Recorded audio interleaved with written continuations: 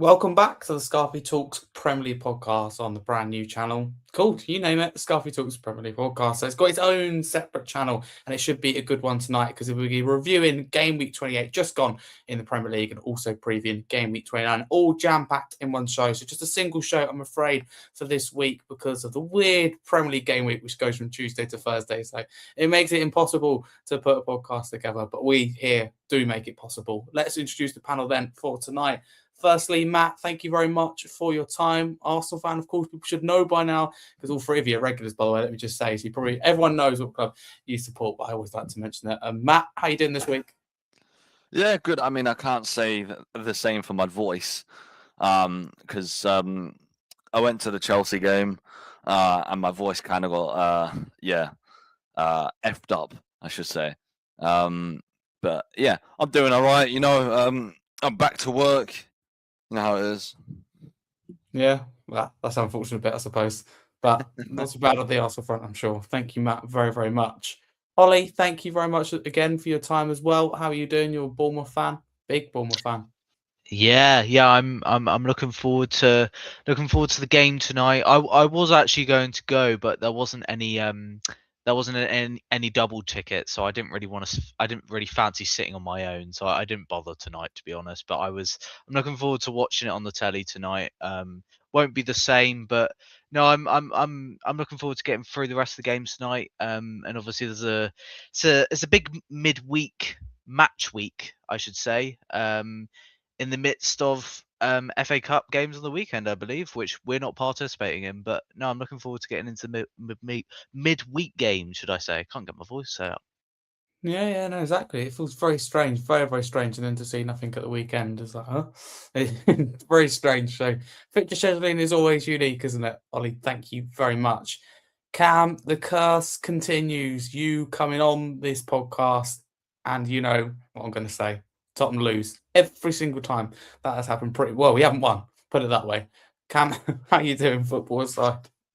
Hello, I'm doing very well, thank you. Of course, on the Spurs front, obviously not. No shock that I've become on air and talk about a loss for my football club. I honestly don't know. Yeah, I'm being very honest. I don't know when I'm gonna come on here and we've won even drawn a game. I just want to draw at this rate. We can't we can't get anything more than a loss. It's unbelievable. But yeah, I can't wait to be on here. I can't wait to talk about the games on tonight. Absolutely should be a good one. Send in my apologies. I've literally cursed it. It's not good, and we're at risk of going down. So we might have to change something here, Cam. What's going on? Or is it me that's bad luck? Who knows? Who knows what it is? But new channel. I hoped for some new luck, but not to be the case in the first week of it launching. But hey ho, let's get into it then. We are going to start the Game Week 28 review. It's going to be split half and half because the preview show is going to be the rest of it because the games get underway tonight, so we'll be done before the games kick off. We'll start at Wolves and Aston Villa. I don't know about you, Ollie, but when I saw this game, I watched it all from minute 1 to 90. But then, even if you didn't and looked at the result, I knew this was going to be quite a good game week. I looked at this and went, "Come on, this is going to be interesting." But for Wolves, I mean, listen, I think we've got to put who we like and don't like aside here. Tell me if I'm wrong. We just go, Wolves have had it tough. They've been poor, but they've shown a lot more fight, got a lot more points in 2026. Unless you're a rival of Wolves, right? In this case, Aston Villa, you've got to be happy for them, haven't you? You know, smiles on their faces. Rob Edwards punching the sky, hugging everyone in and around him. Wolves look like a good place modelling you to be at the weekend. Yeah, I think the good thing about Wolves is they have a lot of good mentality, which makes them a desirable side, even though obviously they haven't been at their best this season. But I think over the turn of the year, they've really changed not only how they play, but their attitude towards the games. Obviously, there can be a lot of things to it. It might be a thing of them playing a bit more for pride now, potentially. But you can see in the games how much difference it's all made by them, wanting to win these games. It sounds weird saying that, but the want to win wasn't seen earlier in the season, and we know Rob Edwards is a really good manager. We saw it not last season, season before last season, when he was in charge of Luton in the Premier League, and they had a lot of fight, just like Wolves do, and you can see the impact he has. He is clearly a very good motivator, and The Wolves players as individuals are good players. To be fair, they have one or two Brazilian internationals, some other internationals in the side. They are a good side. And it's good to see them fighting. I know it will probably mean nothing in the end, and I think that's quite obvious, but they have a lot to celebrate for, and fair play to them. Absolutely that. Thank you very much. Matt, on Aston Villa, though, I mean, it's gone wrong. It's gone wrong, isn't it? Let's be honest with you here.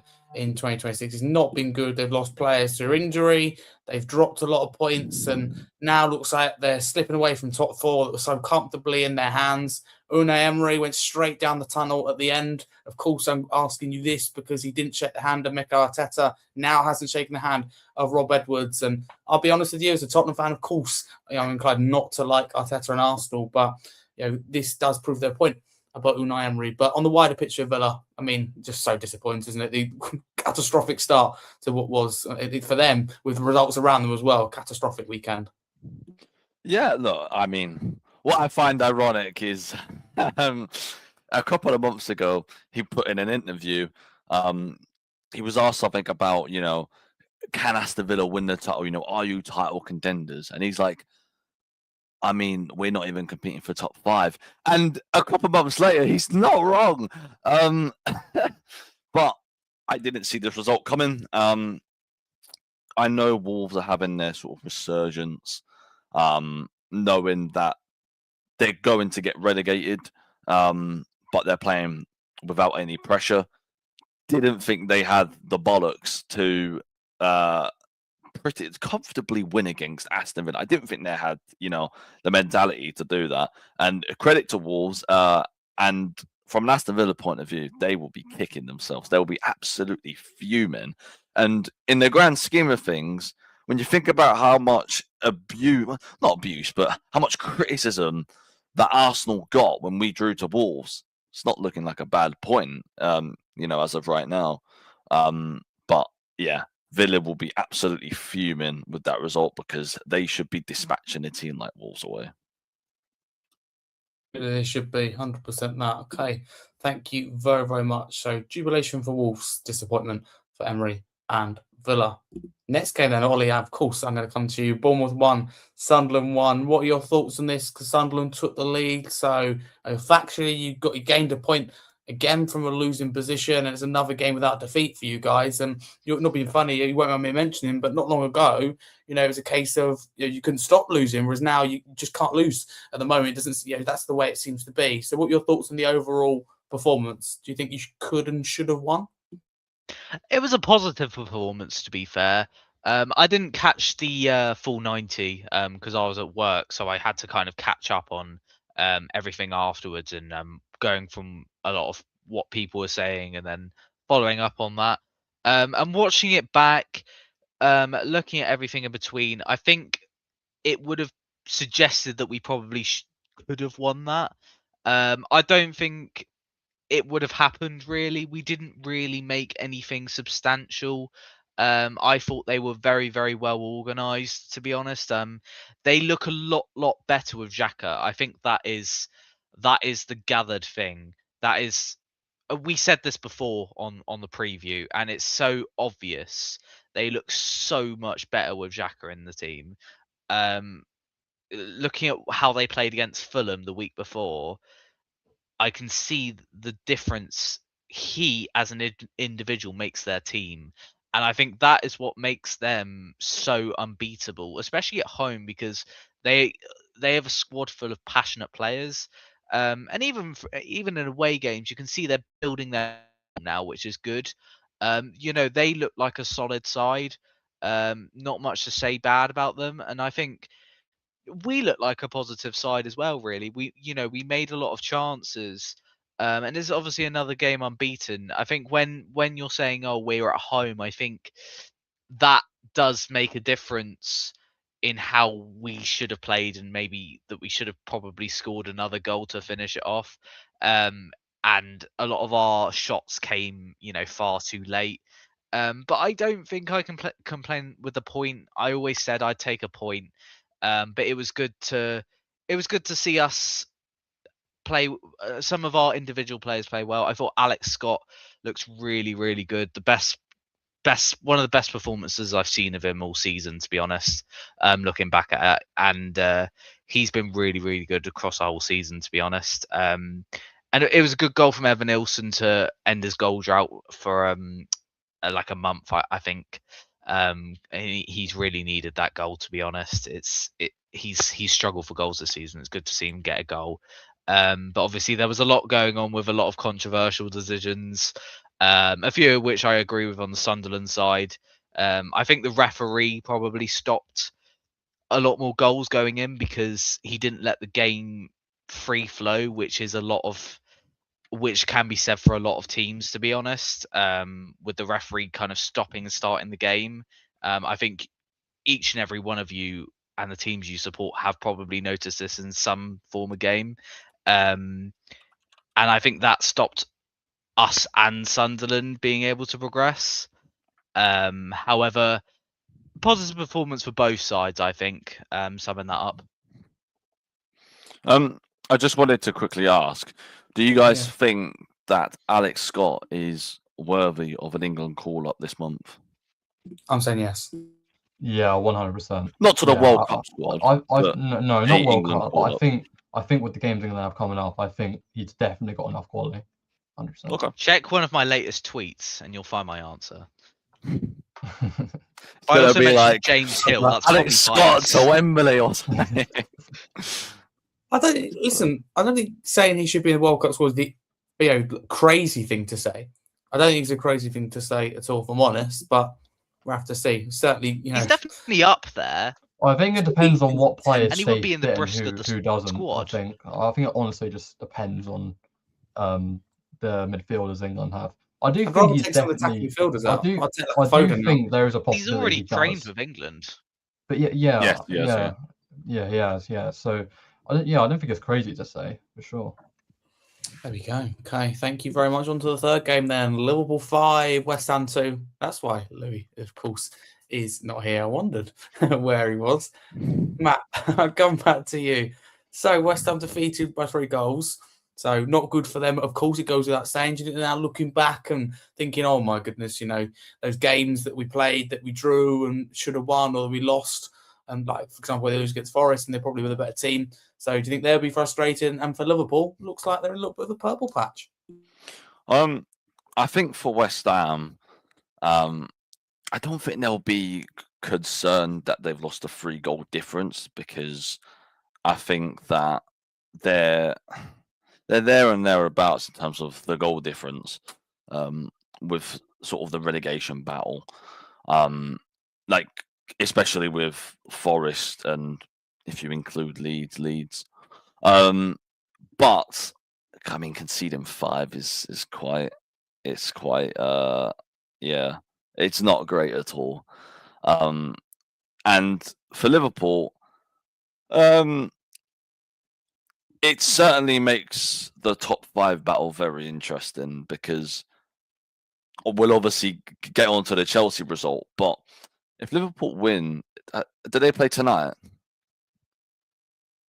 I think they play tonight. I think they've got Wolves away. Yeah, they do. Yeah. So Wolves 8-15. If they beat Wolves tonight, they go above Aston Villa. They go above. Yeah. So they go above Aston Villa, and if they beat Wolves by 3 or more goals, they go above Man United in third. And it sort of makes Man United, Villa, and Liverpool, that battle, very, very interesting. And Chelsea would be 6 points behind. And you think, are Chelsea out of the top 5 battle if they lose their next game? And I think that result for Liverpool makes the race very interesting because they've battered West Ham. They've put a 3-goal margin, and it certainly helps their goal difference. Certainly does. Big win for Liverpool, disappointment for West Ham. Cam, next game, Newcastle and Everton, 5 goals at St James's Park. I think it's a bit of humiliation for Newcastle. Barry sticking his tongue out at the end when he got the 3rd goal. It trickles over the line. I just don't really know how. I think it come off his back in the end. And I've also got to ask you about that superb save from Jordan Pickford. And yeah, talk to me about what it means to both teams as well as that Pickford save. There's a lot to get into there. Yeah, that was the first thing I was going to mention. What an unbelievable save from Jordan Pickford. I mean, you just have to praise it, don't you? I mean, of course, the direction wasn't particularly going away from him, but I think the speed that it came at him, I think, is just so impressive. I think he put it onto the crossbar as well. That's how fast the shot was from Tonali. But as the game overall, I think Everton came into this game with, a real aggressive approach. They got the first goal from a set piece. They went into this game at St James's Park very, very confident, I feel.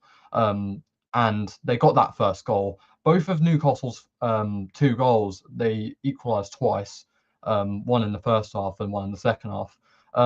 They were both goals that I think were definitely unfortunate on Everton's side. I think, whilst I thought Everton got fortunate themselves on one or two of their goals themselves, I think they will, not be too happy that they conceded those 2 goals. But I really did like their offensive performance in this game because, I mean, that second goal, you have to question Nick Pope there for sure. I mean, that was a very, very bad mistake for sure, which it does show that, I mean, Newcastle's kind of inconsistency at home is showing this season big time compared to the last couple of seasons that they've had there. And Everton, specifically away from home, I think they've been really impressive as well. I think for them, it's just improving that home form and putting in the same performances and the same results at home as well as away from home. But I think in general, just Everton going away to Newcastle, they're not particularly going to be the favourites either way, particularly with how Newcastle have done in the last few games as well, and the form that they were on. And I think it's just a great result for Everton to go there and win 3-2. Pickford getting them out of trouble as well. Of course, you need a player like that. And of course, he plays for England. He starts for England regularly. But I think the fact that Everton have got a reliable goalkeeper like that is just really important for them. And it's a great win for Everton. But for Newcastle, I think there's a lot of question marks and a lot of questions to be asked for them. Absolutely. I 100% agree with you. Thank you very much. Crazy game next then. Burnley and Brentford 4-3 to Brentford in the end. Might need a couple of you to talk about this one. Ollie, I come to you. For Brentford, how will they feel after this is the question? I don't usually ask that after a team wins, but they were 3-0 up in cruise control. And at one point, if it had stood and had been disallowed, Burnley were technically 4-3 up. It was ruled out. So Brentford, we look at this guy and we're grateful for the 3 points. Great first half, blah, blah, blah. But it's a bit worrying, isn't it, that they can see that many goals on another day, could have thrown it away and come away with nothing. I do wonder how managers react to this kind of win, because what do you tell your players when you've just about won a game through? I don't even know how they ended up winning that, to be honest. It was a crazy game in general, and I think they will feel relieved. That's what I can say. I think relieved is the best word, and I think they'll be happy that they got the 3 points in the end, because at the end of the day, that's all that matters. But you've got to think defensively. There was a lot going on for obviously both teams, but particularly Brentford, who are known to um have a little bit more defensive structure. And it's quite surprising for them, really. I think it might have just ended up being a bit of a shock game for them, where maybe they thought they were in cruise control and they actually weren't. It's what happens when a team maybe gets a bit too comfortable, and I think we maybe saw that with Brentford. When you're winning 3-0 away from home, it doesn't matter what team, you're going to be a bit comfortable. And I think maybe that's what they felt that was right. And the players felt that they were a bit unstoppable. And they got a bit shocked in the end with that. We don't exactly know, but I think Brentford will definitely be relieved with this. And that's the most important thing. But the way they react to this in the next game, especially defensively, is going to be the main point here. Personally, totally agree with you. I think you're absolutely spot on. Thank you very much, Ollie, for that. For some reason, the button got stuck. Cam, if I come back to you to ask you about this, but to elaborate more on Burnley, I mean, how they'll be feeling. I mean, some Burnley fans would have thought they completed the full comeback. And I think they would have taken a draw, of course, being 3-0 down. They would have taken that. But I've got to ask him in particular about, I don't know if you've seen it, about that Barnes one, where he thinks he scored and it's checked for minutes. That's the longest VAR check I've seen in a long, long time. We're talking about 7 minutes, roughly. I don't know exactly. That's how long it took to check it, which is, again, going back to when VAR was first introduced, not good. But it was disallowed. Do you think Burnley will feel hard done by? Yeah, I do feel really bad for Burnley because obviously 2 goals, both of them got them the lead and they're both chalked off, and especially that Ashley Barnes one as well. I think the fact that VAR checked that goal for so long as well, I'm not too sure how long it was specifically, but I think the fact that they checked it for so long as well, and you can see as well, Barnes, he's moving his arm away as well. And I think the fact that VAR, they checked the goal for so long, I feel like if they don't have like a justified reason as to disallow that goal, I feel like they have to give it because I felt they're just like searching for way too long as for a reason to disallow the goal. And yeah, it's heartbreak for Burnley because I really thought they were going to get something out of that, and obviously they came back from 3-0 down. I really thought they were going to win that game, and I thought, from 3-0 down, it got to 3-1, then when I got to 3-1, I was like, okay, maybe it's just a consolation goal. Then 3-2, next thing you know, 3-3, then 4-3. And I was thinking, yeah, this is an absolute thrill of a game.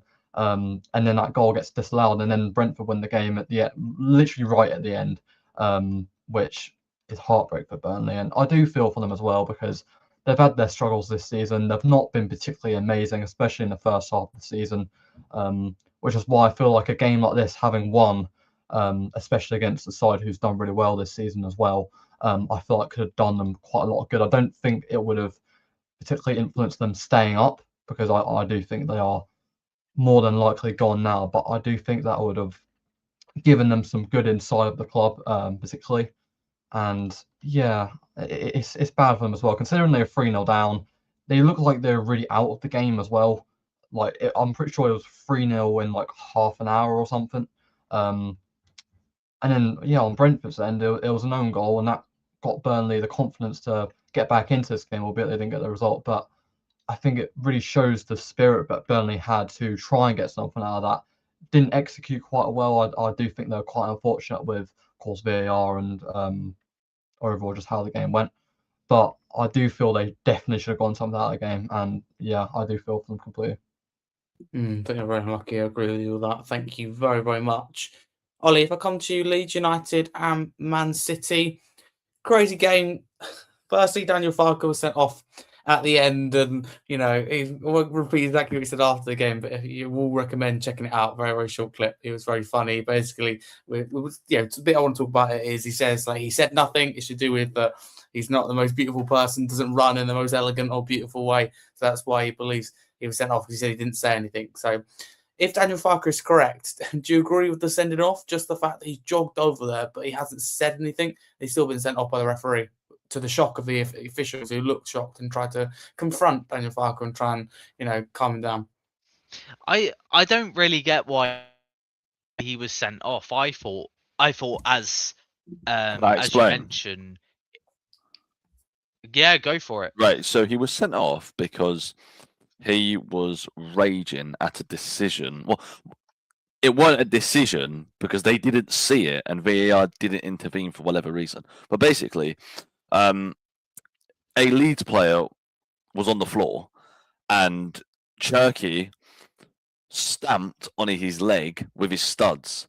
Now, intentionally or not, it didn't get looked at all. The referee didn't speak to Cherky or anything. It sort of just got swept under the carpet like it never happened, and it was right in front of his eyes. So that's why he was furious, and I think he lost his head, and rightly so. But he did rightly get sent off because of that. But yeah, I can link the incident. Hold on. So did he get sent off for the run? Or was it? Sorry? Or was it? If it's a video, don't bring it up because it gets banned. No. I'll send it in the private chat. Yeah, unfortunately, one was a couple of weeks ago. So did he get sent off for something separate to this run? I believe So so. Yes. I listened to what he said after the game. And so just to clear it up, he was only sent off apparently for the run on the pitch. And according to Was Daniel he? Farker, he was not upset by Yeah. any incident. He said that, Right. nothing annoyed me in the game. He just said I wanted 20 to 30 seconds longer at the end. He said the ball come down and Calvert-Lewin controlled it with his foot, and then the referee blew his whistle. That was what he was frustrated with. He felt that they should have had that last attack. And I was Pep, on gonna the other say, hand, Pep, on the other hand, was angry that it gone on for 30 seconds too long. So I that's think exactly I think that makes sense as to why people are saying like the referee had the red card in his hand before Daniel Farke even got there, because I think if he was running onto the pitch and particularly going towards the referee, I think that's probably why the referee instantly carded him. Ollie, do you think that shows that there's a lot on the line for both managers there? I mean, both teams fighting for different things. City fighting for the title, Leeds fighting to be playing Premier League football next season. Understandably, it just felt like you could just see. I was watching the game, and at the end, both managers so tense. At the fourth official, at the final whistle right at the very end. One manager won in 30 seconds longer. The other won it 30 seconds ago. It's complete opposite of opinion. But that for me, I looked at that and thought, that's when it's getting serious. This is the business end of the season. There's a lot of emotion, wasn't it? Because it was a very, very close game, and it was a tough fight for both sides. And I think we were saying actually how Leeds play against these top sides, and it shows that Pep, I think, was not gonna say it in this way, but like he was low-key kind of figured out a bit by Leeds. And on another day, Leeds could have nicked in a goal and sat Man City out. But Man City, being Man City, figured a way to nick a goal in a fashion before half time, and it kind of swayed Daniel Farker's team talk at half time. I think that's what got him. And in the second half, I thought Leeds played really well as well, despite that changing situation for half time. But I think that's exactly what made the emotions so tense for both managers. It was a tense game, and there's a lot on the line, as you say, for both teams. Both teams played really well, and it was a really, really good match, despite only being 1-0. Obviously, everything happening at the end was a completely different matter, and obviously, there's a lot of reasons for it. Just to quickly say on the first point about whether he should have been sent off, obviously, for what we think it is for him walking on the pitch, I don't know why he was sent off. It seems to me that it was explained to him that that was the reason, and he's thoroughly disagreed with that again. But it's, as you say, it's a lot of emotions on the line, and these things do happen.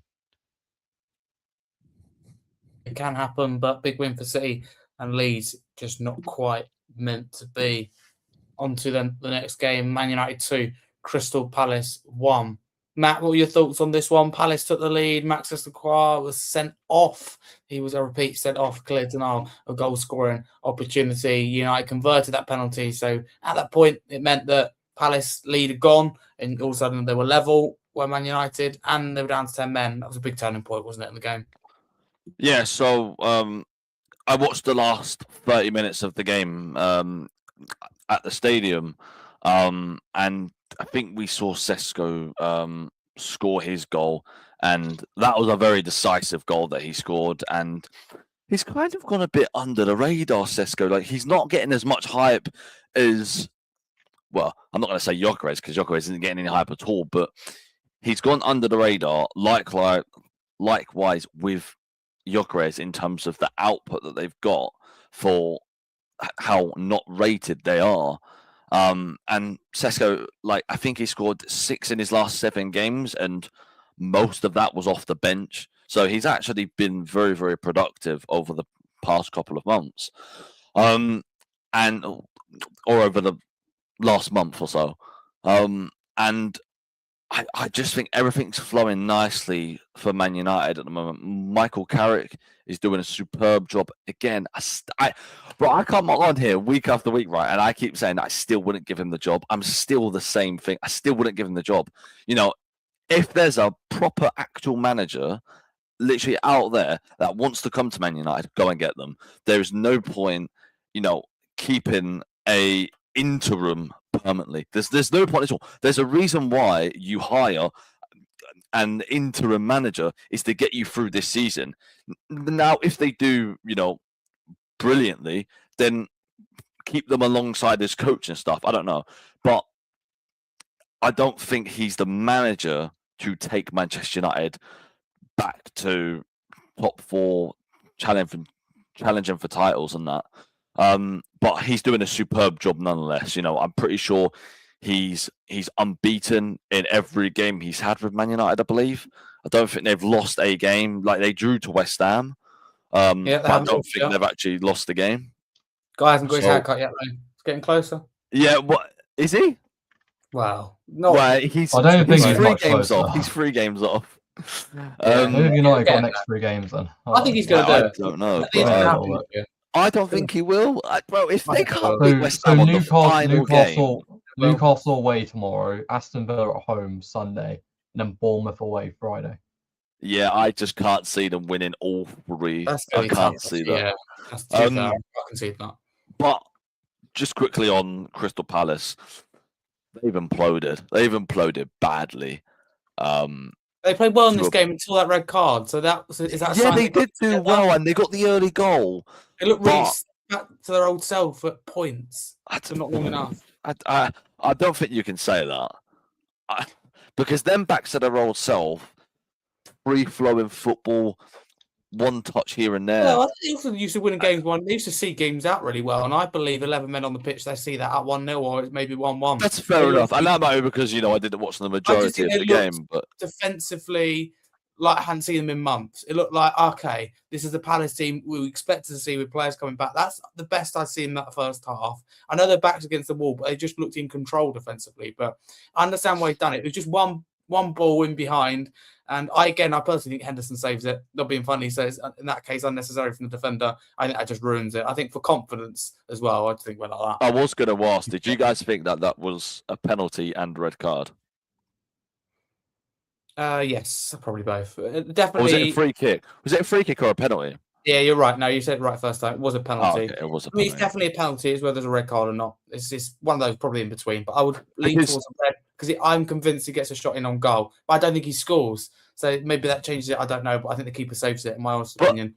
Even if he doesn't score, that's still a denial of a goal scoring opportunity. Yeah. That's why it was given as a red card. It definitely was a goal scoring opportunity. It wasn't really as solid as Palace were defensively. They were relying on Require to win that.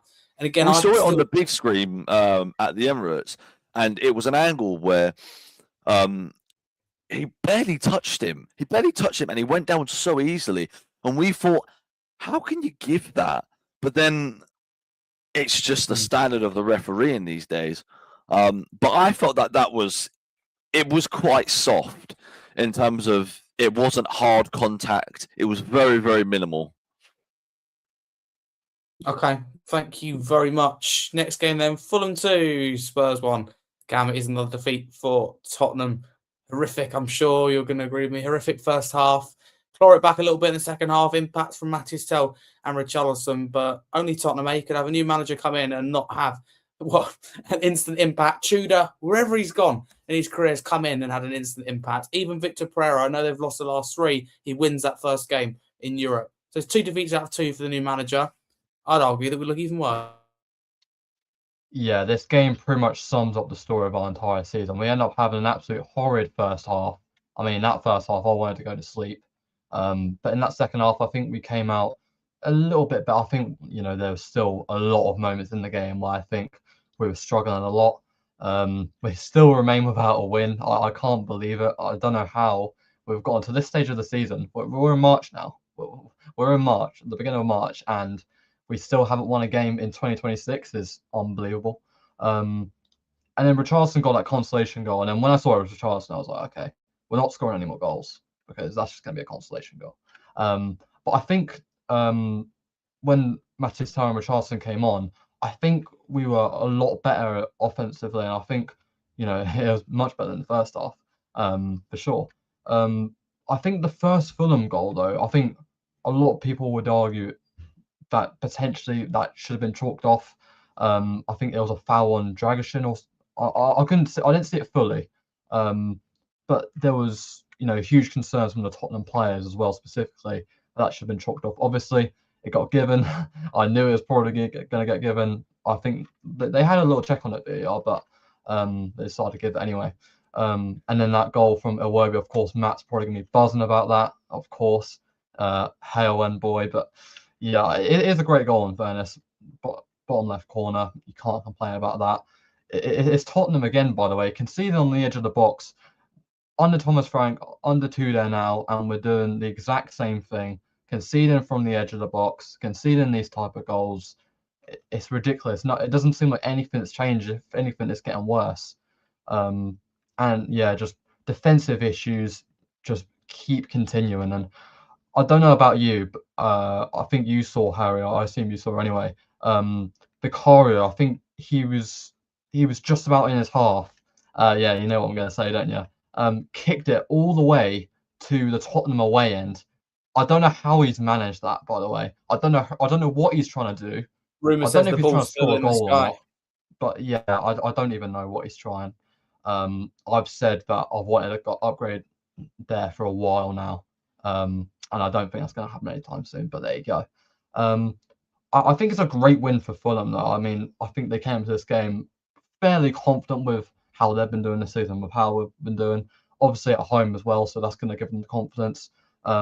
I think they were quite clinical with their chances as well. I think they definitely could have scored a lot more, but I think with the opportunities they got for the most part, they scored 2 goals. They won the game. Perhaps didn't see the game out as well as they wanted to in terms of, okay, we got that. We got the goal for ourselves. Okay, so 1 goal gap. Potentially it could have been 3, maybe even 4-0. And it could have been a lot more of a comfortable game for them. But in the end, they got the job done.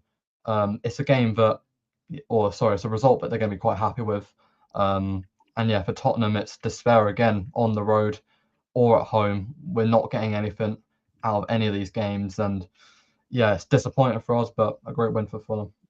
This was the game that I saw. I watched the first half, and then the second half, I then made my walk to the stadium. But I watched this first half, and if I'm honest, I thought Fulham could have been 3-0 up at half time. I thought that they weren't exactly dominant. They were just very clinical and very precise in what they did. And I do want to speak about the first goal, because taking my bias off and taking my Arsenal hat off, I still don't think that's a foul. I still think that that's a coming together, because both players fell to the floor in a way that they collided with each other. In that there was no advantage on either player. Like, the Tottenham player had no advantage, and the Fulham player who barged into him had no advantage either, because he fell to the floor.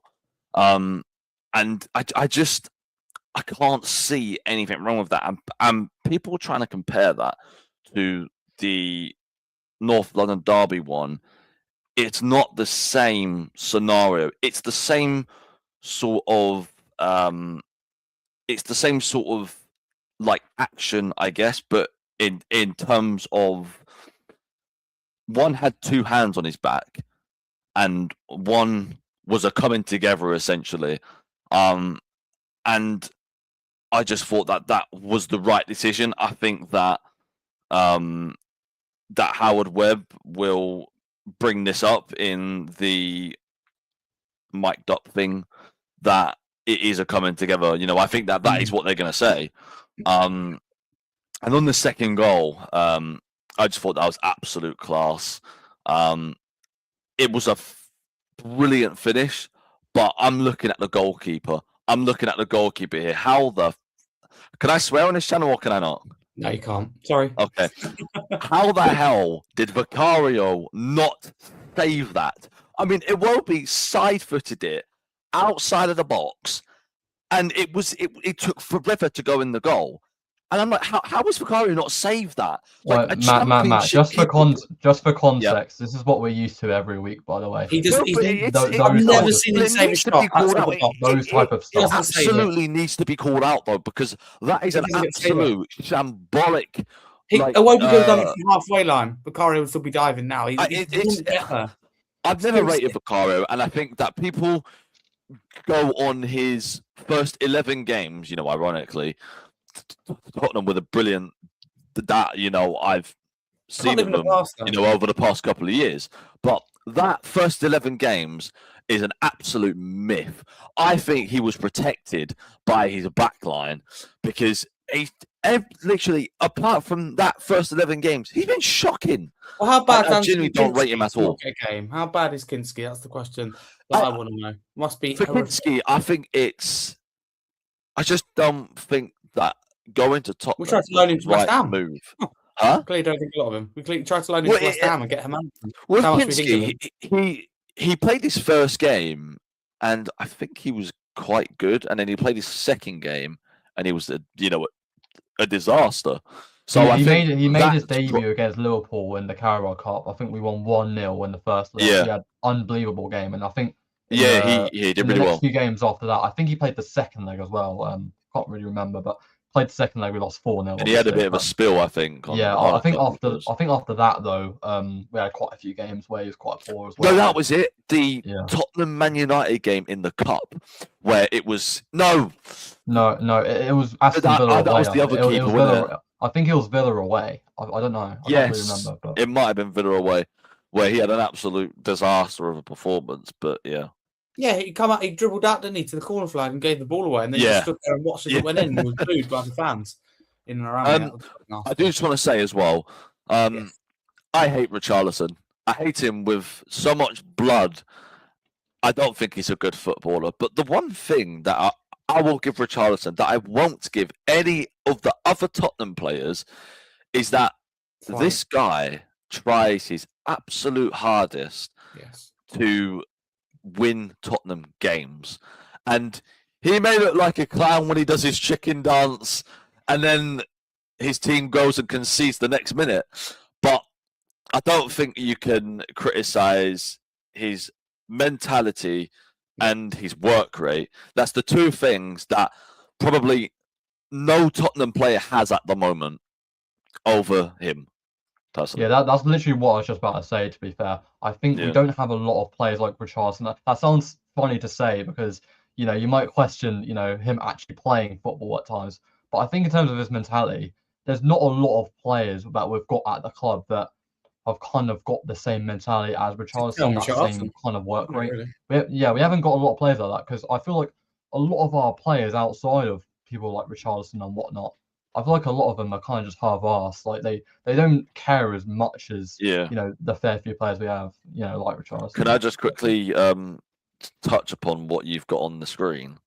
Yes, let me just read it out quickly. So okay, BBC, that's all right. Yeah, BBC report that Tottenham write letter to PGMOL chief Howard Webb to raise concerns over key refereeing calls, primarily related to pushing inside the penalty area. As a Tottenham fan, for me, it's not something that I think is necessary.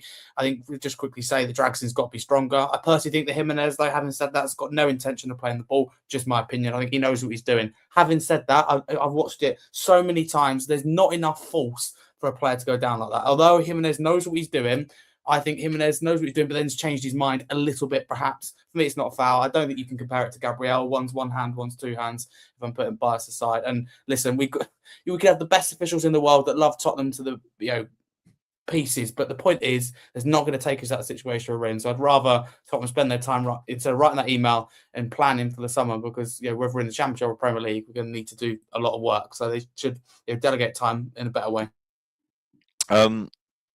If this is relating to the North London derby, I can understand why they've wrote that letter, because of if that goal had been given, I'm pretty sure that would have made it 2-1 or 2-2.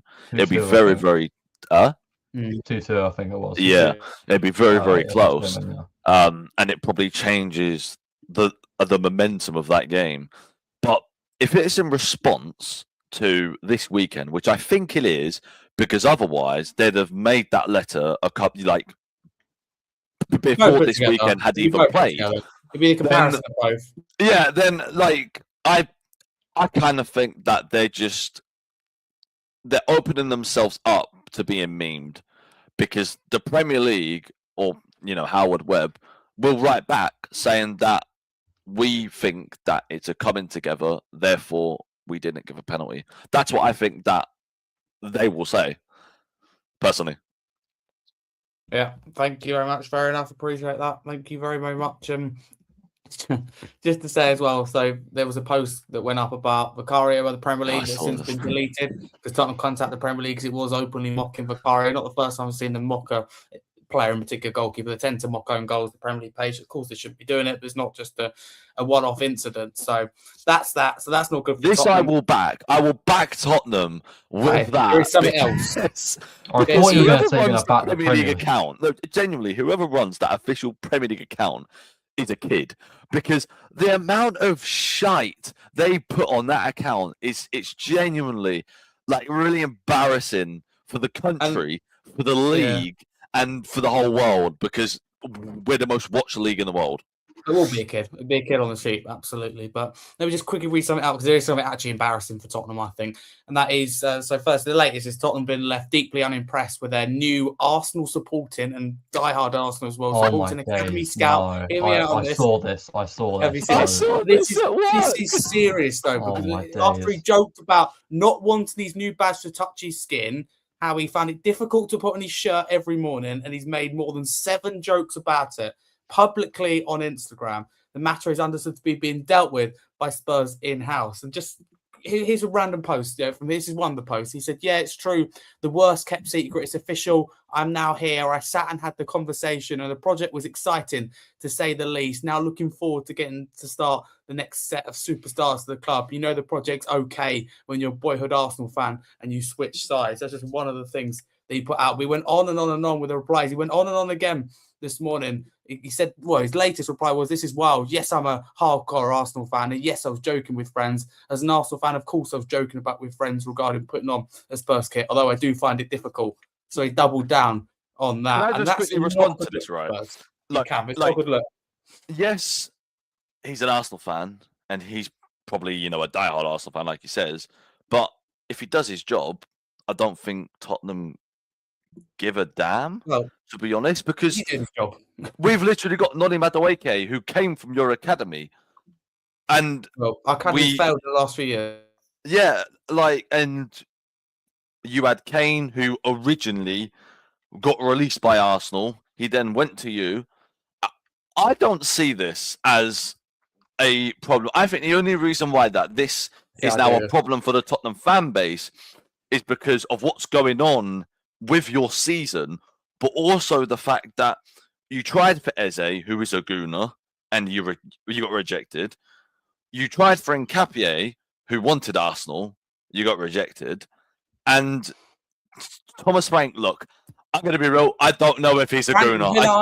I genuinely don't know if Frank is a gooner. The thing is, though, Matt, hold on. Like, Matt, he was, I'm pretty sure, I saw this on, I think it was TikTok and Instagram. I was on TikTok one day, and I'm pretty sure he attended the Arsenal Real Madrid game at the Emirates. And then there was he did for a tactical analysis because he was playing us a couple of weeks later. Okay, yeah. But then also as well, there was this Arsenal like Legends Night type of thing as well. He was there as well. So I don't really know how that's. I mean, he was there to hear a book. I mean, I don't see the issue with that. I don't think so. I think I get the funny side of it. I just same. He wasn't the brightest spot when he was here, unfortunately. It's just all quite ironic, I think.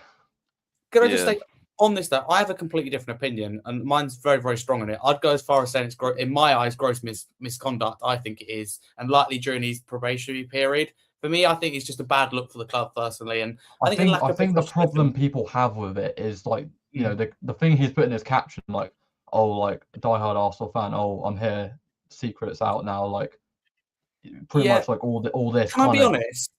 I can park him being an Arsenal fan aside with a struggle, but yes, I can park it aside. But the point is, if Matt, if you can, maybe now when you're older, or Ollie said something against your workplace, where you work, or be your boss, we wouldn't be here tomorrow. You'd be gone. Boom, gone. I was Yeah, going to of course, say but that I don't as think well. he said something in a negative way, though. I just think that he's an Arsenal fan, but he works for Tottenham. I But don't. a picture of him in a Spurs jacket, pulling a funny face for a start. I Was mean, he- Yeah, I I didn't see think that. I think Work he just didn't put the job, post out something. in the like. Why would he post No, this on what? social media though? I don't get it. And he's Like, still Yeah, that's going, okay. Yeah, it's that's not what I even don't yeah. understand. He's got it here, look. It's not He even That's goes, what I funny. don't get. No, he's got it here. It was tough. I struggled. I don't want to do this again. It's the first thing that goes off when I get through the door. Things like this. He's going on and on and on. It's not just a one-off thing. I think he's allowed to. I think he's Yeah, allowed that's to what I post the. think. I think He's he's not allowed to post stopping. the fact that he's gotten the job and like, okay, let's do this professionally, not slate the club. Well, I think what they'll probably say to him is they will probably say, Written warning. take down those posts, don't post anything anymore, Don't be an idiot. and you can keep your job. But if you continue doing that, then you're gone. I think that's what they'll I probably think say. it's just the amount of posts he's done personally. Bad look. I think if Yeah. he stopped at that first post, it would have been fine. They probably would have let him get away with it. It's just one or two posts, but it's the replies. It's gone on, and then the story this morning about it's gone on and Yeah, on and on. I feel like he was almost trying to get some attention to an extent. Whereas Yeah. if he like It's kept attention he kept replying to like all the stuff that he was getting, I say, I mean, he shouldn't have even done the post in the first place. I don't know what he's really expecting. So, you know. I personally think he'll be fired, but we'll have to see what happens with that one. We will move on. We'll progress, sidetrack to get back on topic. Brighton 2, Forest 1. Quick fact for you here, and I haven't seen anyone point this out. Probably not the first. I'm not going to claim it the first, but every game on Sunday was 2-1 for a start. Yeah, and I saw that. Yeah, and I put a 2-1 on for the Arsenal, and I won 40 quid. Typical. Because I saw all of the results ended 2-1, and I was like, we've got to match that, otherwise we are so odd. That's something to that. Imagine someone betted on that. I doubt they did, but let's say someone predicted all four games on Sunday would be 2-1 to the home side. Very, very unlikely. I'd like to see the return on that. But I think that would be about 200 to 1 or something. Very high odds. Very, very, very.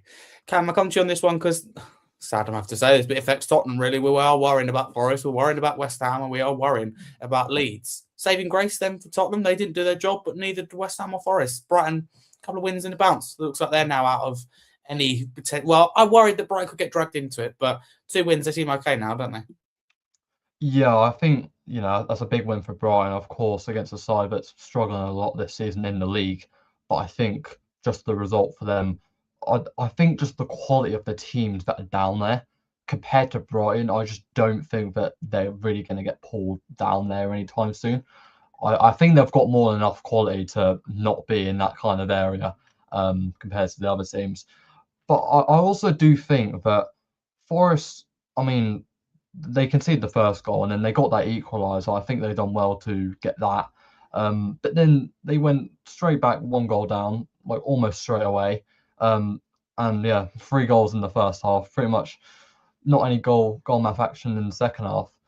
But it's a big win for Brighton in terms of, okay, we don't want to get dragged down there. We want to make sure that we're getting as high as possible, because Brighton, when I look at Brighton, I think they're a team that should be pushing for like I don't know what to call it, like the top half, like ish spots. So like, 7th, 8th, 9th, and then slowly, get into those Conference League, Europa League spots. Of course, they're in the Europa League a few seasons ago as well. I feel like that's, what their ambition and their aim should be. And, it wasn't a particularly pretty or like, high goal scoring game. And Brighton particularly didn't do it in a, okay, we smashed Forest in this game. I think Forest done well to, fight in this game, and they're in this relegation battle themselves. They have something to fight for, and I think they've done well to fight in this game. I just think Brighton had too much for them. And of course, Forest, they're struggling a lot this season, and they're going, away to a team that are very inconsistent in many games. But it just didn't come to anything for them this game. And I actually thought that Forest were going to get a draw out of this game. I don't know if that was just me being negative in terms of, Tottenham. But yeah, I mean, I thought Forest were going to get something out of this, and with how weird Brighton have kind of been this season, that is kind of what I expected. But it's a big 3 points for Brighton, and for Forest, I think it's going to be a shame that they couldn't get anything out of this game, because I feel like they definitely could have gotten perhaps a draw, and that point, especially down there as well for those teams, is definitely big. But just unfortunate for them, but they couldn't get anything out of it. And for Brian, I think it's a big win overall. Cam, thank you very much. And Matt, of course, I'm going to come to you for Arsenal 2, Chelsea 1. So talk us through that and the feeling, of course, as an Arsenal fan for you, but also if you touch on Chelsea and where they go on from here from Liam Messina, because another red card in this game, and ultimately more inconsistency, I'd argue, on Chelsea's points. Started well, but red cards are creeping in and drop points are creeping in. Yeah, look, it was a very interesting first half because both goalkeepers were flapping away. Like, I was in the North Bank, so Sanchez was on my side, and every time he got the ball, we were all at him, and he just kept on so nervous throughout that. And I think that he kind of set the tone for his whole team, because every time his players got the ball, they were bloody nervous to go forward. The only player from Chelsea's team that I thought was actually trying to win a football match was Reece James. I thought he was brilliant. He was by far their best player. And it was quite literally a set piece football match, really. We got the first goal. It was a great corner from Saka, into Gabriel, and then he heads it to Saliba, and then we're 1-0 up. And then from there, I kind of expected us to kick on, really. But again, when we score, we just seem to not lack concentration, but we just don't go for it. We went for it against Tottenham, but we didn't do it against Chelsea. Now maybe they're trying to preserve their energy for the second half, because knowing that we've also got a game against Brighton this week, I don't know. But when Chelsea scored, I was fearing for the worst, because when you score in additional time near half time, 9 times out of 10, that team usually goes on to win the match, because they've got that mentality for the second half that they've just scored right before half time. And they're going to go into the dressing room, all fired up and all buzzing. And we're obviously going to go in there, all down and sad. But that wasn't the case. But I do just want to touch upon a couple of decisions. I didn't see it in real time, but Rice, I watched it back and all. I saw Rice had, I can't remember who it was, but his arm went up like that, and the ball struck him on the shoulder, I think it was, or on the shoulder patch. It's a bit interesting, because if they didn't give the Leeds one, they can't give this one. And I think that's the only reason why Chelsea didn't get a penalty, was because they didn't give Leeds a penalty. If they gave Leeds a penalty, I think that should be a penalty. So if it were up to me, I think both are penalties. I think the Leeds one is a penalty, and I think the Rice one is a penalty. So we got lucky there. And then the corner after, obviously, they scored their goal, or should I say, we scored it for them, because they can't score it. So Hincapié scored an own goal, unfortunately, because I actually thought Hincapié throughout that whole match was unbelievable, absolutely brilliant player throughout that whole match. Second half gets kicked off, and I don't want to say we were at it, but we certainly started a bit better than we did in the first half. But I thought Chelsea had more of the ball and had probably the better chances. I just think that players like Cole Palmer, players like Caicedo, players like Joao Pedro, to be fair to him, he had a decent game, but their wingers in particular were dreadful. And I think that was kind of the downfall for Chelsea. And we obviously get that second corner goal. And from there, I was a lot more positive because I didn't see Chelsea really, endangering us. And that Pedro Neto red card, I mean, his first one that all Chelsea fans and, apparently reporters are saying that he didn't even see that he got shown a yellow card. But when you actually look at it, he did. He just didn't care. Because a couple minutes later, he was left in a 1v1 with Martinelli and he takes him out. I mean, he had no choice but to take him out because otherwise Martinelli would have probably scored. But he took him out, and rightly so, it was a red card. And I just think with this Chelsea team, I think their downfall this season will be their lack of maturity and discipline. Because 9 red cards in the Premier League. I remember when Arsenal got slandered like 5-6 years ago when we got 3 or 4 red cards in a season, and we were proper slandered for it. And I think Chelsea are being let off a little bit because of how young, on average that their team is. But that's the one thing that's holding this Chelsea team back from being very, very good is maturity and discipline, because they don't have either of those at the moment. And when the red card happened, for some reason, we just sat back and Chelsea actually came at us. And I've got to thank David Raya because he made some sensational saves later on.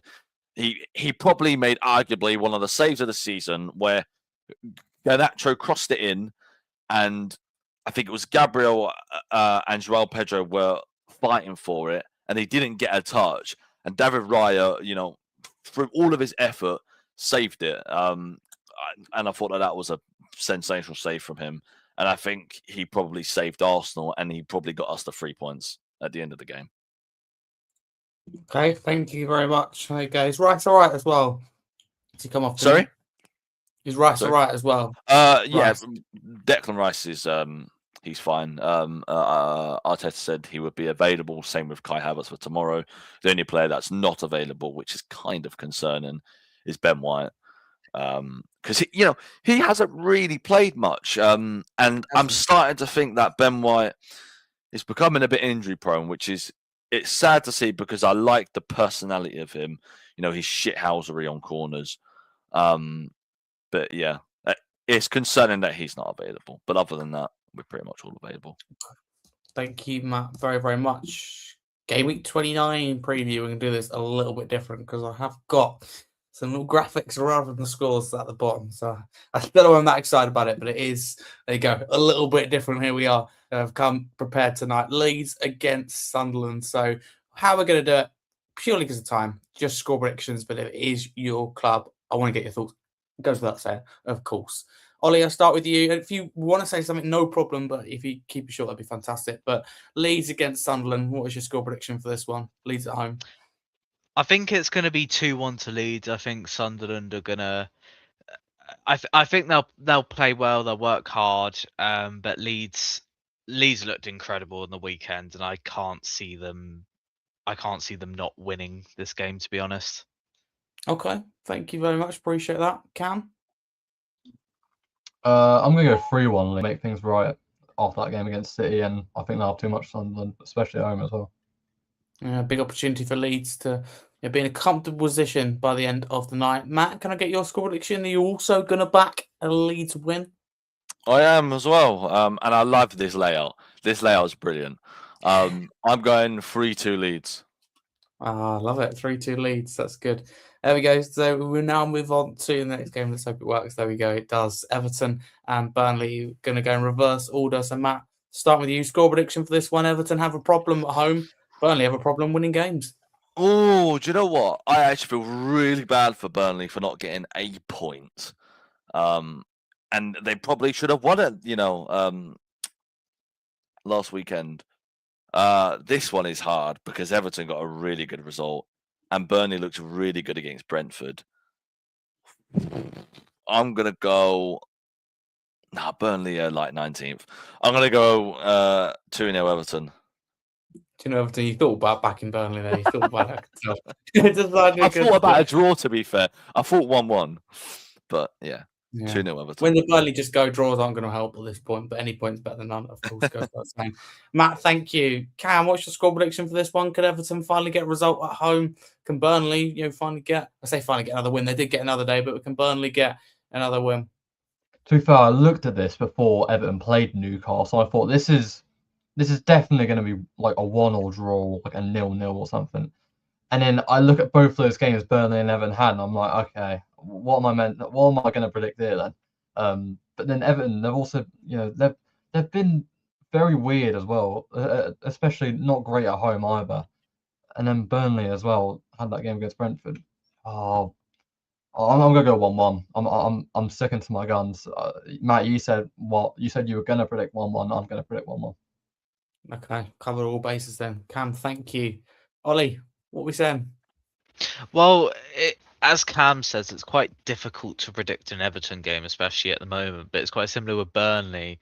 They seem to score a few and then concede a few, and I think it's going to be a tough game. I think for both sides with Everton's form at home. But I'm going to say a 3-2-1, 3-2 win to Everton. If I can get my words out. That's all right. 3-2 into Everton, so a lot of goals, 5 goals. Burnley again on the end of conceding a lot of goals and on the end of a negative result, even though these hackers have done their job, really, if you think about it. But, Ollie, we'll stick with you, please, because Bournemouth and Brentford, it is tonight, 7:30. Game's getting closer, about 22 minutes to be exact from now. Give us your thoughts as well as score prediction. By all means, go into detail. We haven't beaten Brentford in the league since 2014, when we were in the Championship, I believe. And ironically, our commentary is with Steve Cook, who played in that game. So that is 11 years ago since we last beat Brentford in a league format, and we did beat them in the playoffs, one of the legs in 2021. But that I wouldn't count that because that's not the same. And it's interesting with Brentford because, as I say, they might look a bit shook after their game against Burnley. But it's a different field of play when Brentford are playing Bournemouth because they can't seem to not lose against us, and we seem to not be able to crack the Brentford code. And I don't know if that's because we're pressing them a bit too much, or because obviously Keith Andrews isn't that. He is very adaptable.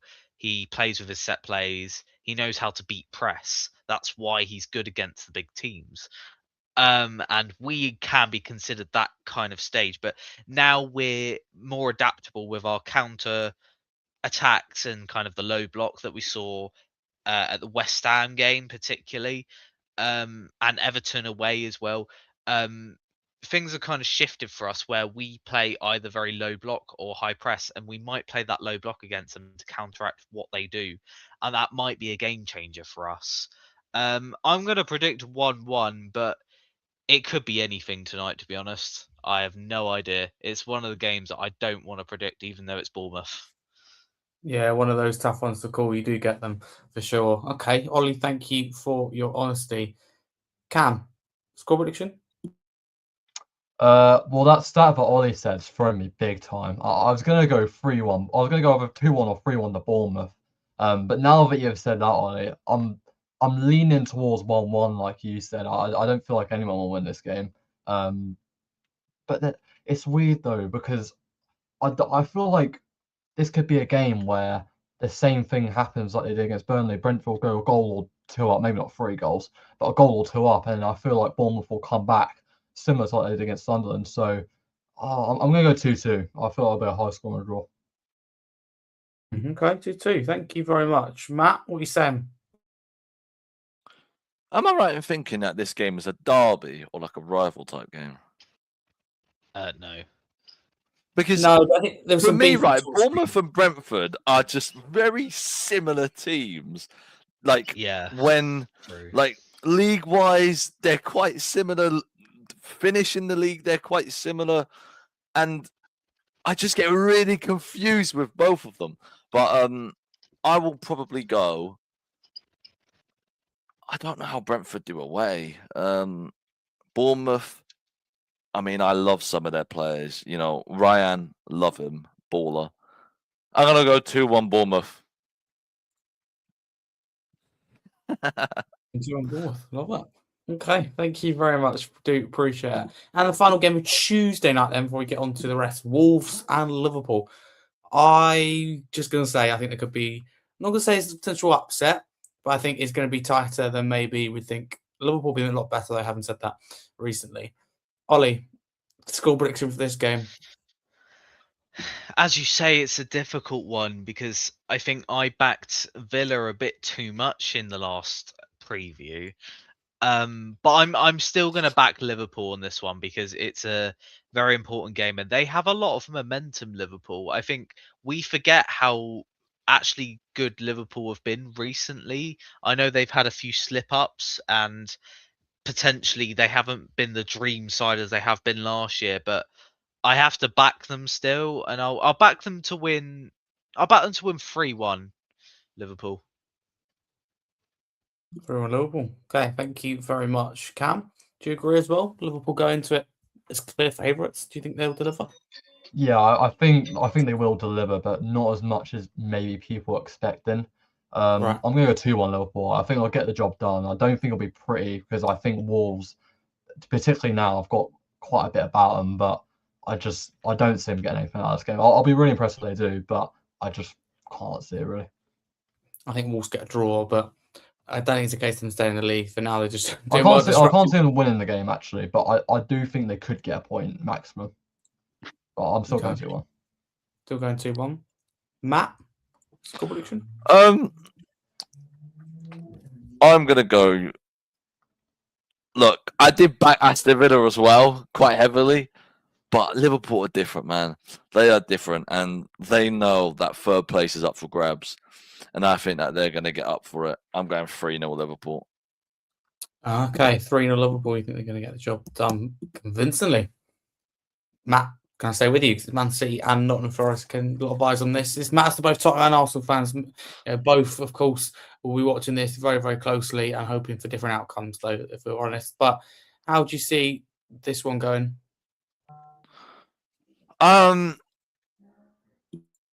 Look, I know I'm an Arsenal fan, right? But genuinely, hear me out, right? I honestly think that Nottingham Forest will start to play at the skin of their life because they know that there's only a couple of games remaining now. There's only about 8, 9 games remaining, and I think that they know that if they can just string a couple of wins together, they're sort of safe. I'm gonna go. I don't know why, but 2-1 Nottingham Forest is just hinting to me. But I want to go 2-2. 2-1 Forest. Come on. Do you know what? This could be catastrophic. It doesn't help Tottenham out. I'm going to Barbados on a permanent holiday, one ticket. If Forest with this game, because that means that Tottenham are more than likely than ever to go down, and we know what's going to happen with you guys, and I'm still going to be hearing about it. I'm sure, but no, I do think it's going to be a close game, though. I don't think City are going to batter them. You're right to say that. Absolutely. Yeah. Very, very good point. Thank you. Cam, again, you're a Spurs fan. A lot of eyes on this one. If we're being totally honest about it, we all like to pretend that we're looking at above us, but we're not. We're looking below us. That's the reality. What's your score prediction for this game? Yeah, obviously, I very much want Manchester City to win this game. Hopefully, Nottingham Forest, please don't do anything, please. For our greater good.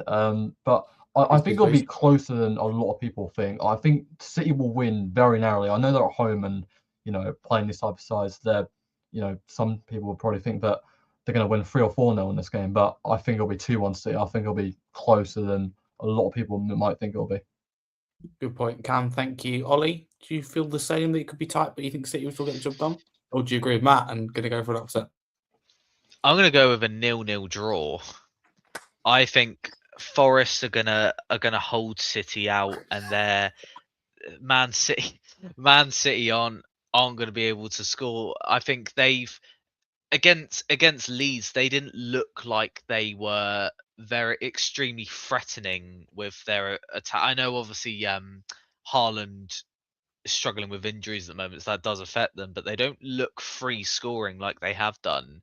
Combined with the fact that Forest are survival experts in the relegation fight. No matter what manager they've had, they have realized that they are under pressure and they do fight it. They've done that. They did that 2 seasons in a row when they first got promoted into the Premier League. They know what it's like. And for that reason, I think they'll hold them to a draw. I think they'll have to. That's all they can do. They can only hold City to a draw, personally. Okay. I do just want to Yes. Then we move say on. that you said that Haaland is out, and that is why that they haven't, probably been scoring as many goals. But even when they play with Haaland, he's not scoring any goals, and I don't think he's impacting much either. I just think that some days Man City are scoring goals, some days they're not. I don't think it's dependent on, Haaland, because I think he's gone very, very cold this year. This season he's been incredible, but I'm talking about this calendar year, he's been very cold, and it's been 3 months, and I think he scored 2 or 3 goals. I might be wrong. I agree with you, to be fair. Yeah, you're right. I think it would help if he was in the side, but yeah, they're not dependent on him at the moment because there's a lot of other players out there that look like they're scoring goals more than he is, including kind of their midfielders, really, and especially Semenyo. Semenyo is their main threat at the moment, as I 5 know. games to go. Yeah, exactly as you know. Yeah, Bournemouth player, of course. 5 games to go in 11 minutes. Let's do this. Fulham and West Ham. Ollie, I'll start with you. Score prediction. This London derby. Oh, this is a very difficult one. Both Moves into Wednesday sides. now, by the way. Into Wednesday. Yeah, both sides are kind of looking for a win, really, at 2 kind of different parts of the table. I think, I think I'm going to back West Ham actually to win 2-1. The problem is, as I say with Fulham, it's consistency. I think Fulham fans would agree with that. Ollie, thank you very, very much. Cam, score prediction on this one? I'm gonna have to take the Tottenham half. I think Fulham, as weird as it sounds as well, because West Ham, you wouldn't expect us to start the season. I think Fulham will drop points to West Ham. I'm gonna go 1-1. I know they're at home as well, but I feel like West Ham just have enough to get a point there. Absolutely not. Thank you very much. West Ham find it easy to pick up points, not so much to win games. Matt, score prediction? I've been looking at Fulham's season, and they've not won 3 games in a row in the Premier League, and I think that that's going to continue, and I think that West Ham are going to get 2-2. 2-2. Okay. To go, back in West Ham to get a draw. I mean, it makes the situation a little bit better for them, but boy, would they love a win, I'm sure. For Fulham, though, they are chasing European football. Matt, Brighton and Arsenal, take it away. Mini thoughts and score prediction, if that's all right. This is going to be a tough game because of the short turnaround from the Chelsea game. And, at full time, our players were knackered. 80% of our players were done. I think we're going to do a fair bit of rotation because I don't think Arteta can afford injuries. I think we're just going to win it. I don't think it's going to be nice for us in terms of how the game's going to be played out. I think we win 2-1 or 1-0. I think it'll be a 1-goal margin. Okay, Matt, thank you for your honesty. I'll go 2-1. Going 2-1. Okay, thank you, of course, for backing your side. Why wouldn't you? Still flying, even despite conceding more goals, dropping a few more points in 2026. Still, let's be honest with you, the best team in the world. Cam, score prediction for this game. I know it's always tough to talk about your rivals. Yeah, I do think this will be a close game. I'm going to predict Arsenal to win, unfortunately, but I do feel like this is going to be a close game. I'm going to go with the other prediction, but Matt said I'm going to go 1-0. Fine. I mean, I feel like it'll be somewhat of a scrappy with them. Not scrappy as in like. I just think that it'll be a professional, comfortable win. I feel like Brighton will have their chances, but I feel like Arsenal will be able to limit them as much as possible. So yeah, I'll go 1-0 Arsenal. Okay, thank you very much, Ollie. Yeah, I think it'll be. I would think it'll be a 3-1 win to Arsenal. The thing is, it'll be a tough game, but I think Arsenal will get the win quite comfortably in the end. The only thing that worries me is my gut feeling was that Arsenal would drop points because Hersler has a thing of winning games in bunches, and they might be on form. But I do think Arsenal win it. They have the momentum. Momentum is key in football. Mind you, so did Brighton a couple of wins in their last games. Oh, and Chelsea, this should be interesting. And there are some good games. I will add, there are some good games on Wednesday night, all jam-packed as always at once. Cam, I'll start with you this time. I don't think you started, so I'll start with you for a change. Score prediction for this one. Villa are sinking ship. We know that, don't we? As Tottenham fans in 2026. And Chelsea are sinking a little bit as well this month already. This is a hard one because both sides are trying to get back to winning ways. Both sides are also they're not particularly both up to form at the moment. I know Chelsea have started well under Rossini, but they also had that Burnley game as well. They've had a little bit of on and off moments, both sides, I think, particularly recently. Chelsea getting that draw against Burnley and then lost against Arsenal. Villa not been particularly, comfortable in terms of their performances recently. But I do think it'll be an entertaining game, and for this one, I'm going to go 2-2 draw. I think both sides have got goals in them, but I don't think they've both got enough to win it. Okay, thank you for your honesty, Matt. I think that. Look, I'm going to predict another red card. I think Chelsea are going to get another red How many are card. they going to get? I mean, seriously, they have to be punished as a football club, right? When I say this, if it was Tottenham as well, I would say exactly the same thing. There has to be a point, doesn't there? I don't think they can be punished as a football club because they should be there, surely. Come on. Yeah, but you get punished for missing games, so I don't think you can punish them it's not further. linked. It's not linked, probably, but we're seeing an increase in injuries, right? An increase in injuries, and that's fair. like you've got Chelsea play. This is within their control. We do not need, that players making reckless tackles. And if you don't punish it properly, and I know there is a punishment, I get that, but it's clearly not working, is it, for it to keep happening? And look at that Neto challenge, right? It was against you guys. You'll like me for saying this. He has no intention of playing the ball. He knows what he's doing. It's an awful tackle, right? And he could get injured from that. He doesn't. He gets away with it. Lucky, but it's not a very good tackle. It's really, really poor. And things like that, I look at that and go, you should be punished. Should be punished. Like Romero, if he gets sent off again, I believe that he should be missing 5, 6, 7 games as a punishment. Absolutely. Yeah. Because again, the third, fourth time he's been sent off. In terms of my score prediction, I think Aston Villa win this 2-1. Okay. Interesting. I didn't expect that. Ollie. I think. I mean, looking at the Villa game against Wolves, Villa were absolutely dire. I think Chelsea will win it 2-0. That's true.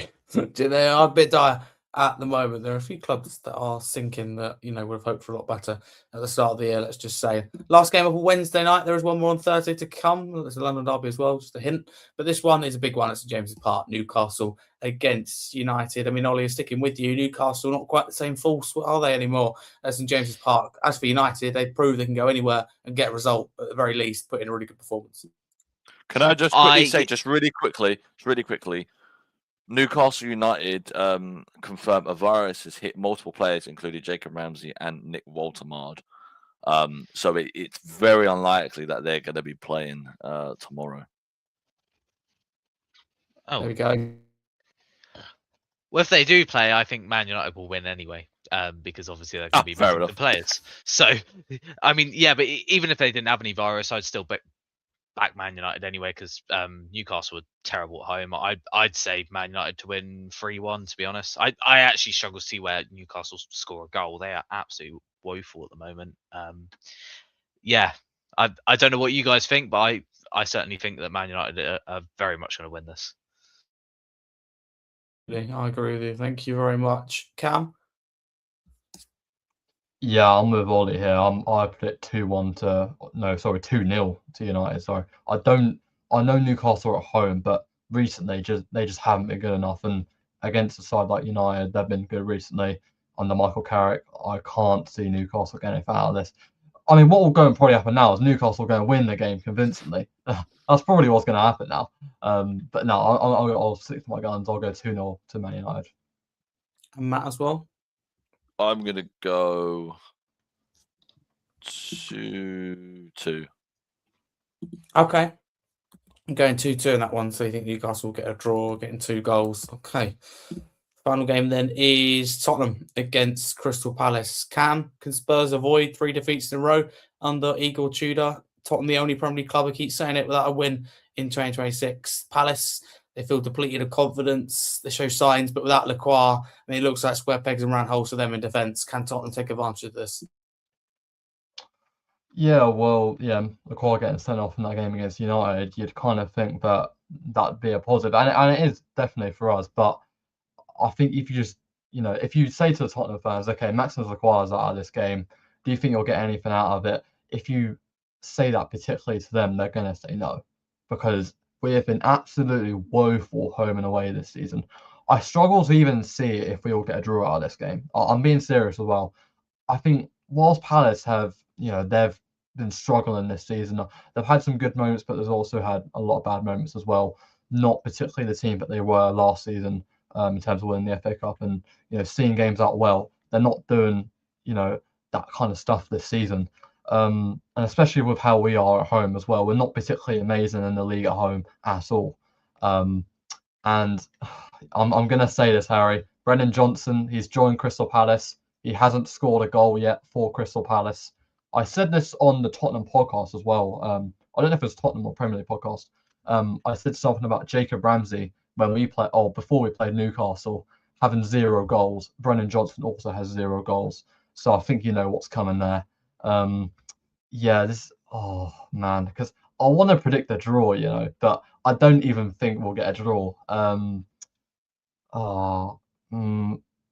You know what? I can't. Oh man, it's difficult.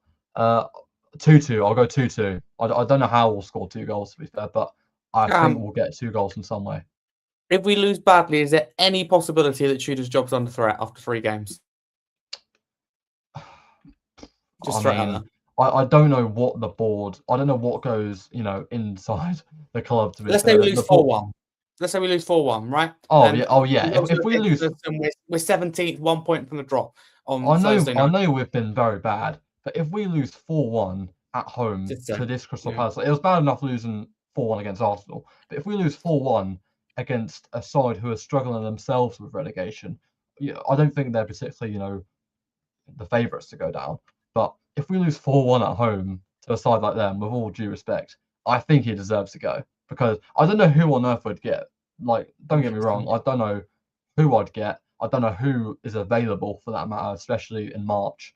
Well, you're damned if you do, damned if you don't. Who's going to come in at risk of taking Tottenham down on their CV? And if you get 17th, 16th, 15th, even 14th somehow, almighty push with Tottenham, you're not going to get any credit for that. Oh, yeah, by the way, 3 years ago, I got 14th for Tottenham. We'd be like, really? Are you shouting about that? There's nothing positive about the job, I'd argue, unless you love the club. Yeah, I mean, it's genuinely ridiculous. I mean, I feel like this just shows as well that, okay, they've sacked Thomas Frank. I think they sacked him too late. I think every Tottenham fan knows that. He should have been sacked way sooner. They've hired Igor Tudor, and I think this just shows, okay, he's played the Arsenal game. He's played the Fulham game. He's lost both of them. If he loses the Palace game and gets sacked, I think this just shows that this is another footballing decision that's gone wrong again by our owners. I mean, a lot of Tottenham fans will say that our owner's been the problem for a long time. But yeah, I'm not going to predict us to lose this game. I'll go 2-2, but I don't think we will get the win. I think it'll be 2-2. Okay, thank you very much. Ollie, I know the Bournemouth have just got underway, so do you want to give a score prediction so you can jump? I'll stay until the end because I've got a stream on in the background, so don't worry about me. I reckon 2-1 Palace. Sorry, guys. That's fair enough. I was leaning towards that, to be fair, but I can't, man. I can't. Do you know what? I've got an awful feeling. Do you know? I think we actually lose badly as well. I've just got a horrible feeling. Well, I said 4-1. If we I'm not lose, saying 4-1. That's if we what I lose think by it'll be. 2 goals or more, then I think it will look very, very bad. And sorry, I don't want to cut in too much, but I think if we can't win at least one of this Crystal Palace game here and the Nottingham Forest game, particularly they're both at home as well. If we can't win at least one of those, I think we're relegated. Because I don't see any of the other games where we're gonna get some sort of good result. I mean, it sounds crazy to say as well, but I don't see it, because those are the 2 favourable games that we probably have left. Mind you, we have to play, I think, Chelsea, Villa, who else was it? It was Chelsea, Villa, and Liverpool away that we've got coming up. So, yeah, that's just my take on it. Okay, thank you very much. I have a bad feeling, a really, really bad feeling about this. I could just picture Strand Larson, Evan Gustafsson, Brennan Johnson, all having a party and exploring. Brennan Johnson goals inevitable. It is. Never scored as he for Palace yet. Only 1 goal contribution, I think, and it's not even in the league. 0 in the league. So I'm sure that'll be changing. But Matt, to end with you, bias aside, which I know you can do, I'll give you credit as an Arsenal fan, you can absolutely do that. What do you think is will happen in this game? I know what you want to happen, but what will happen? I think there's 2 things that are going to happen on either result. I think if you win, I think you'll stay up. I think if you lose, you'll get relegated. So on that basis, I'm going 1-0 Palace. Do you actually think Tottenham will get relegated? If you lose to Palace, genuinely, I think you will. What if we I would base that solely off the Nottingham Forest game, because I feel like we've got Palace, then we've got, I'm just going to check.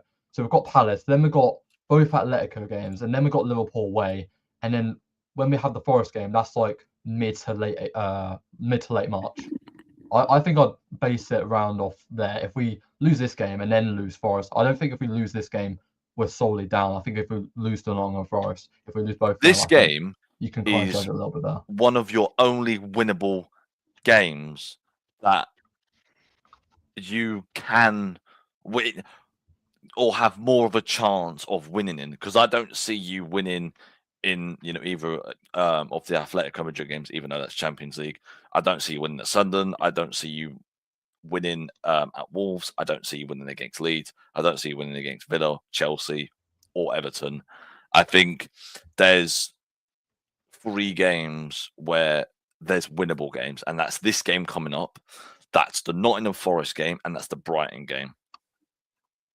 They're the only games that I can see Tottenham having a chance of winning.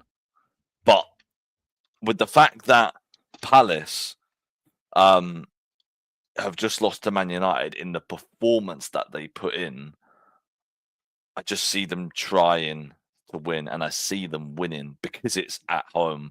I think if it was at Palace's ground, maybe Tottenham can get something, and maybe I'll feel a lot more confident in that. But because it's at your ground and how toxic it is, especially after that North London derby, and especially after against Fulham, you got to remember, this is going to be your first home game since that North London derby, and I don't think your fans are going to forget that. And yeah, I could just see this going one way.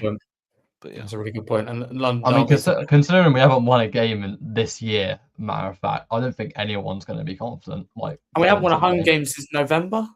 Was it 4th of November, 6th of November? Yeah, I think early. I think going into December, so early December. I think it was against Brentford. Right. I think. Yeah, whenever Brentford was. Yeah, you're right. There was Burnley, wasn't there? There was Brentford, but I don't know when that Brentford game was. It feels like November. It probably was December. Anyway, awfully long time ago. That's what I know. It wasn't going to be right. Yeah, the early part of December. Yeah, moving into December. You're absolutely right with that. It's not very good at all for Tottenham. But that wraps us up nicely for this episode. We've covered a lot.